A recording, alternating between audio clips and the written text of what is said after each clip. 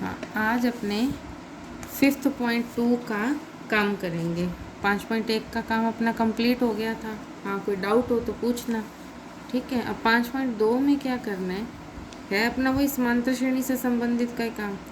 अब इसमें अपने कल अपनों ने जैसे किया था कि ए का मान निकालना, डी का मान निकालना, या सिंपल ए और डी से अपने को स्टेप फाइंड करना।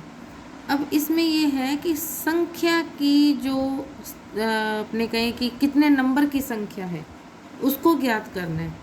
जैसे मान लो कोई भी संख्या दी गई है, मान लो अपने को ये दे दिया 2,4,6 अप टू 50 है, तो इसमें ये पूछा जाए 50 कितने नंबर पे आता है।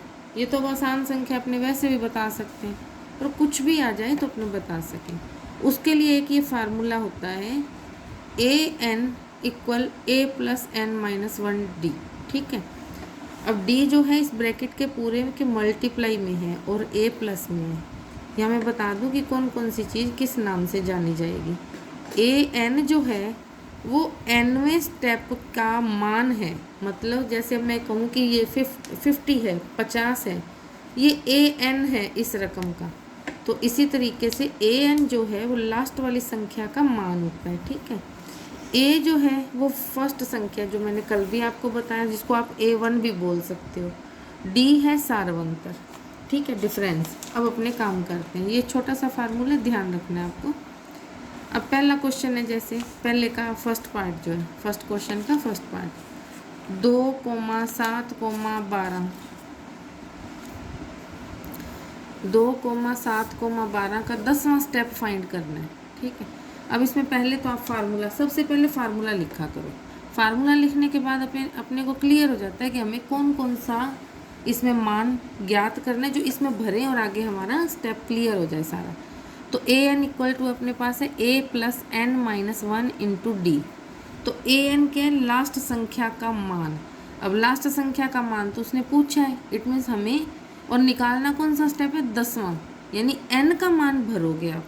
तो n का मान 10 भरा तो an आ गया। ठीक है, अब a का मान कितना है, सीरीज को देखोगे फर्स्ट स्टेप आपके पास 2 है, तो a यानी फर्स्ट स्टेप का मान 2 आ गया, प्लस n-1, n का मान आपको 10वें स्टेप का मान फाइंड करना है, यानी कि n का मान 10 आ गया, -1 एज इट।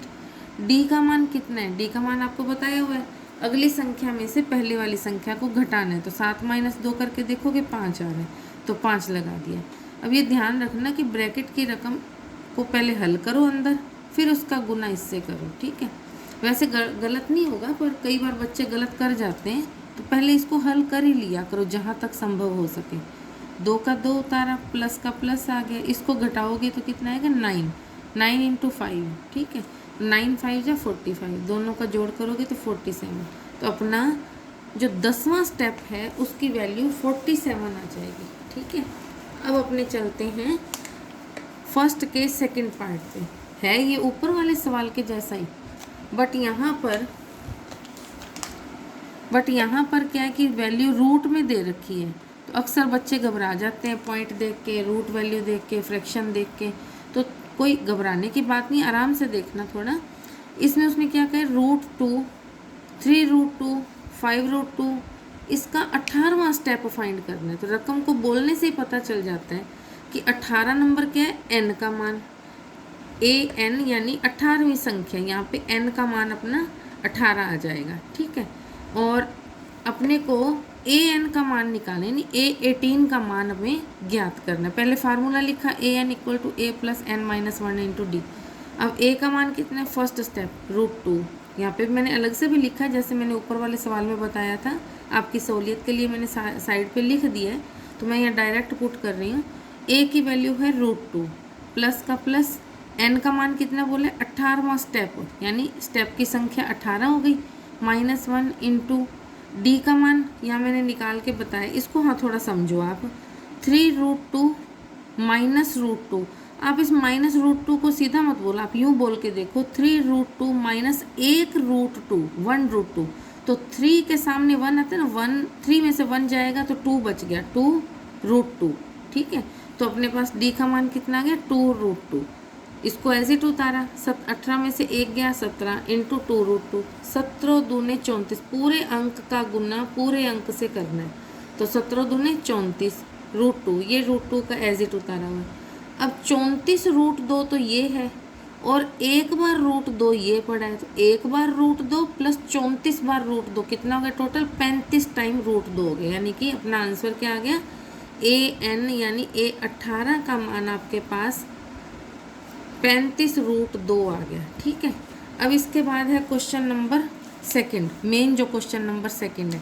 अभी तक तो आपने फर्स्ट के ही पार्ट किए थे, अब दूसरे का फर्स्ट पार्ट 21, 18, 15 का कौन सा स्टेप -81 है। अब थोड़ा यहाँ पे ध्यान से, यहाँ पे आपको an की वैल्यू दे रखी है और कौन सा स्टेप मतलब n का मान पूछा गया है। फार्मूला वही लगना है जो ऊपर अपने लगा के गए हैं। a की वैल्यू कितनी है, फर्स्ट स्टेप 121 आ गया। d का मान वही अगली रकम में से पहले वाली घटानी है, 18 में से 21 गए। अब कहने को तो ये कि 18 में से 21 कैसे घटाएं, पर बेटा मैंने आपको पहले भी सवाल में बताया था कि घटाओ हमेशा हो जाता है, सिर्फ चिन्ह का फ़र्क आता है। अब घटेगा तो 18 ही, क्योंकि छोटी रकम वो है, तो 21 बड़ा है। 21 में से बच के कितने बचे अपने पास, 3 बच गए। लेकिन ध्यान रखो कि 21 का चिन्ह कौन सा है, बड़ी रकम का, क्योंकि जो बचेगा वो बड़ी रकम का हिस्सा ही बचेगा। तो 3 का आगे माइनस लगाना है। ठीक है, माइनस का 3 बच गया। और an यानी कि लास्ट स्टेप का मान कितना है -81। अब ये सारी वैल्यूज़ अपने पुट कर देंगे फार्मूले में और अपना मान। अब अपने पास फार्मूला वही है, an = a + n - 1 × d। ये फार्मूला याद भी रखना है आपको हमेशा, क्योंकि फार्मूला तो चाहिए ही बेटा। और एग्ज़ाम में कल अकेला फार्मूला भी पूछा जाता है कई बार 1 नंबर का, तो आसान सा याद कर लेना। ठीक है, अब -81 अपने को वैल्यू दी हुई है an की, तो वो पुट कर दी। a अपना फर्स्ट स्टेप यानी 21 था, n का मान निकालना है तो एज इट रखोगे n - 1 पूरा का पूरा। d का मान मैंने आपको निकाल के बताया है कि -3 आएगा। अब थोड़ा सा इसको इक्वेशन टाइप हल करना है, क्योंकि इक्वेशन बन गई तो 21 को इस साइड पे लाओगे तो -81 पहले था, 21 इधर आके -21 आ गया। ठीक है, और इधर अपने पास क्या, इसको खोल लो, -3n +3 1 जा 3। ठीक है, अब इसको जोड़ोगे तो 102 आ गया माइनस का, क्योंकि रकमें जुड़ जाएंगी लेकिन चिन्ह माइनस का रहेगा। और ये प्लस का 3 इधर आके माइनस का 3 हो जाएगा, ये माइनस का 3n आ जाएगा।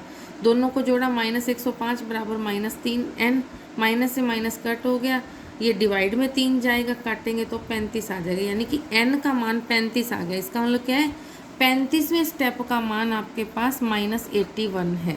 तो ये आप आंसर वैसे लिखना बनता है, चाहे एग्ज़ाम में चाहे फेयर का में। बाकी नंबर नहीं कटेंगे लेकिन लिखना चाहिए। ठीक है।